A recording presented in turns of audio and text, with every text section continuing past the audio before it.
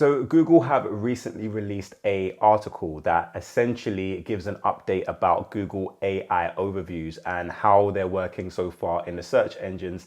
And I wanted to take some time to look over it and analyze what they have said. So first and foremost, they say that user feedback shows that with AI overviews, people have higher satisfaction with their search results and they're asking longer, more complex questions. So this goes back to my first video on AI overviews where I spoke about people having more conversations with Google. And I feel like that's definitely where we're going to start going, where people are having more in-depth conversations with Google, where it's not just a one response that they get, but it's actually, they're essentially talking to Google as if it was a person and getting conversations back. And another thing that they have said is they use AI overviews as a jumping off point to visit web content. And we see that the clicks to web pages are higher quality. People are more likely to stay on that page for longer.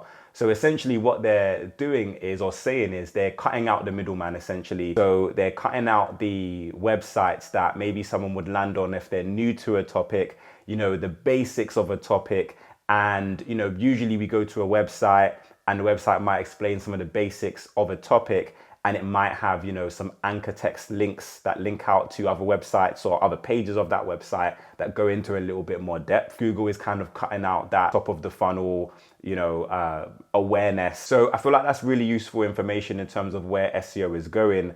Kind of Google might cover more of the basic kind of conversational type topics. And to go more in depth, they'll refer people to other resources on the internet, other credible resources on the internet. And another thing that I found interesting was in the article, Google have said that people have shared some fake screenshots of Google making errors in AI overviews.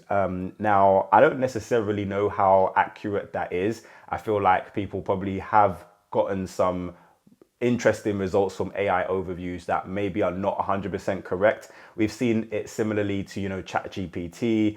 It spews out sometimes results that are inaccurate, which is something that we can expect from, AI at the moment. It's not fully developed yet. It's not going to know everything and nothing is going to be perfect. I'm not necessarily expecting Google to be absolutely perfect with their responses.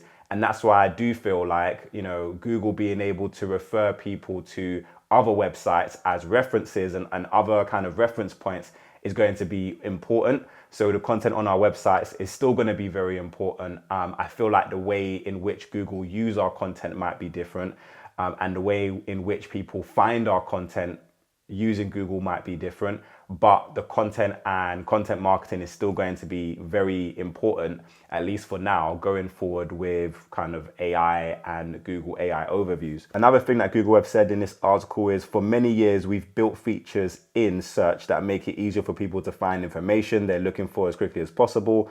AI overviews are designed to take that a step further, helping the more complex questions that might have previously taken multiple searches or follow-ups, while prominently including links to learn more. So it's interesting because obviously Google are essentially saying it's going to take less steps for someone to get answers to their questions or clarity on whatever they're searching for in Google.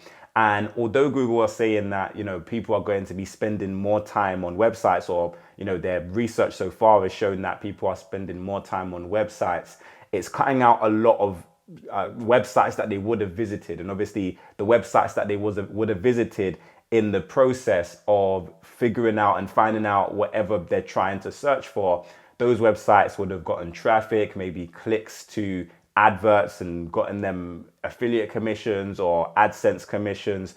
And also it might have gotten them new leads for their business and new sales and whatever it might be. So when you think about that, the website they actually end up on, then yes, that website might get more dwell time and might get more leads and more sales or whatever it might be. But I do feel like what's going to become even more important is optimizing your website experience to convert as many people as possible, because it's likely that Google traffic is going to be less for a lot of websites. So when you do get traffic to your site from Google, then it's going to be, really important for you to use a lot of the optimization techniques that I speak about here on this channel.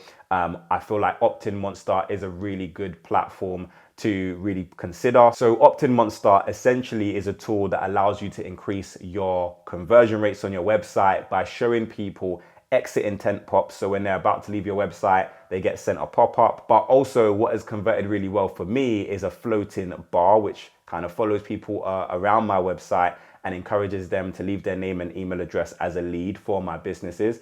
And this, I find, has worked really well and converted really well. So these kind of like optimization techniques I'm going to be speaking about more so in my upcoming videos. So make sure you're subscribed so you don't miss when those videos go out. But conversion optimization is going to be really important because it's likely that a lot of websites are going to see less traffic from Google, especially for like more of the basic kind of content that they might have on their website. The more advanced content, or when you're going a little bit deeper into your subject matter, you might see Google refer you quite a lot of traffic. So Google also say that while AI overviews are powered by a customized language model, the model is integrated with core web ranking systems and designed to carry out traditional search tasks like identifying relevant high quality results from our index. So that goes back to my previous video. What I was speaking about is authority is still going to be a major factor when it comes to ranking in Google's search generative experience. So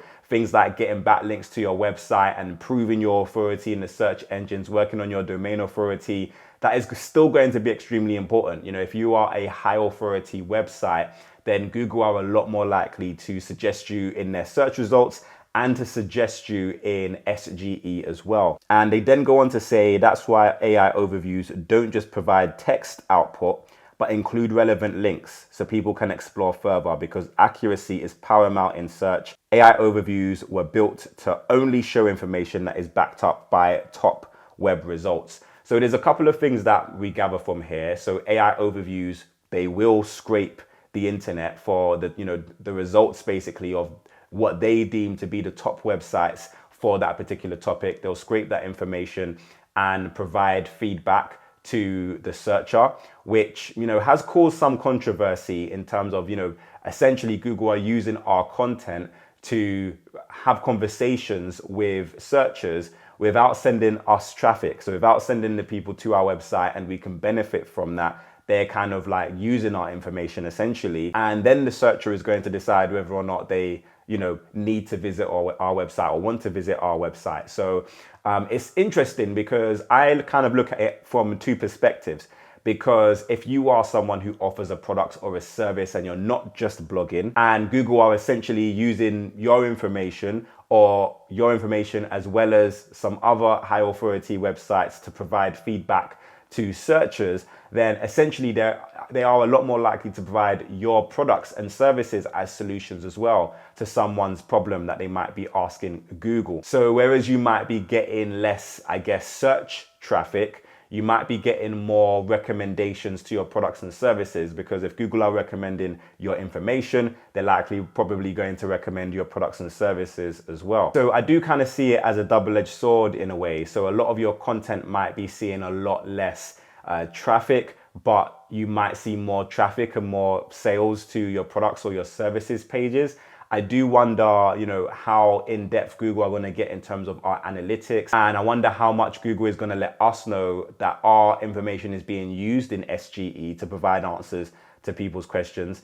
And, whether or not these websites are going to be kind of credited for the information that Google are using essentially. But these are all things that I guess time will tell. One interesting thing that Google have said is when AI overviews get it wrong, it's usually for other reasons. So misinterpreting queries, misunderstanding a nuance of language on the web, or not having a lot of great information available. So these are challenges that occur with other search features too. So in this article, Google are basically, one of their main things is to try and debunk the fact that, Google are spitting out errors in their AI overviews because, apparently they've been getting a lot of feedback that AI overviews is not accurate and it's not, going to give you the best information. But I think that's true for anything, even with SEO, like no information is 100%. You kind of have to have multiple different resources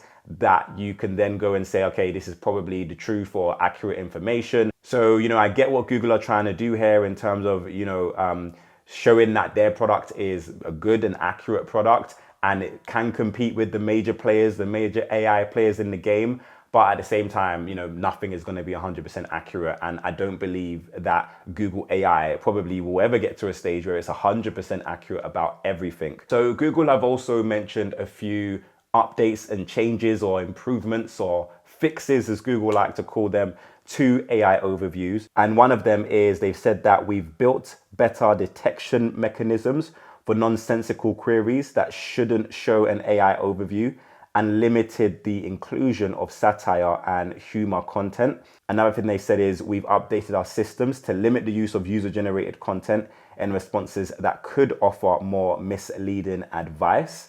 So, things like forums and so on and so forth, which I am surprised that they would have included in AI overviews anyway. But they have also said that they have added triggering restrictions for queries where AI overviews were not proving to be helpful. So this kind of lends itself to the argument that there's not going to be every query where an AI overview is going to be applicable. It's going to be maybe more applicable, at least in the short term, to just show relevant websites and allow us to kind of figure out what websites are going to answer our queries best. And it says for topics like news and health, we already have strong guardrails in place. For example, we aim not to show AI overviews for harder news topics where freshness and factuality are important. In the case of health, we launched additional triggering refinements to enhance our quality protections. So, it's seeming as though AI, kind of similar to ChatGPT, there's also a time, I guess, delay in the sense that AI might not be able to provide you the most accurate news. So, if you're creating content that is fresh, that is new, then you may find that, your search results start showing up and appearing in Google without the AI overviews. But over time, that content might get taken over by AI overviews as Google starts to kind of read your content and include your content in AI overviews, if obviously they see your website as an authority. So essentially what I'm gathering from these updates is Google are trying to fix some of the problems that they're seeing with AI overviews, which is natural because, it's still a relatively new product. And as we know already, similarly to how Google recommend websites now in their search results, they're going to be continuing to recommend websites, but after they've given people information. So there will be queries that people get answers to using AI, and they have no need now to go to any website. They've already gotten their information and they're going to kind of leave Google without going to another website.